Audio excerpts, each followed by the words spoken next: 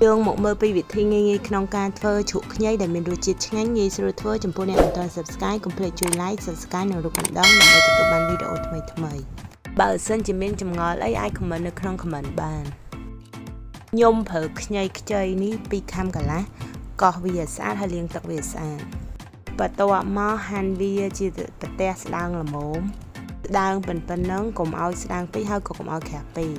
កាលណាស្ដើងពេកវាទន់អត់សូវស្រួយឆ្ងាញ់ទេហើយកាលណាក្រាស់ពេកវាអត់សូវចូលជាតិគ្នាល្អស្ករស2ស្លាបបាយ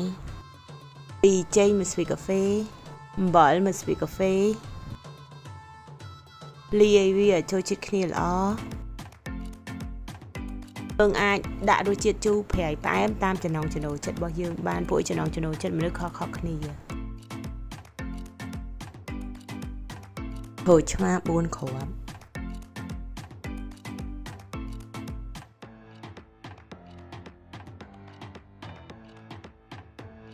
ច្របាច់ដាក់ចូលទៅក្នុងខ្ញីលាយវាឲ្យចូលជាតិគ្នាល្អបន្ទាប់ពីវាចូលជាតិគ្នាល្អហើយខ្ញុំដាក់ចូលទៅក្នុងកែវហើយទុកវាមួយយប់សិនតាមបានមួយយប់ចាំយកវាទៅដាក់ក្នុងទូទឹកកកដើម្បីឲ្យវាចូលជាតិគ្នាល្អកាលណាយើងយកទៅដាក់ទូកក់ភ្លាមៗវាអត់សូវចូលជាតិគ្នាល្អទេ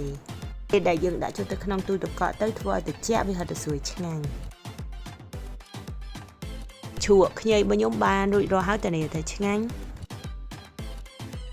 អរគុណចំពោះការទស្សនា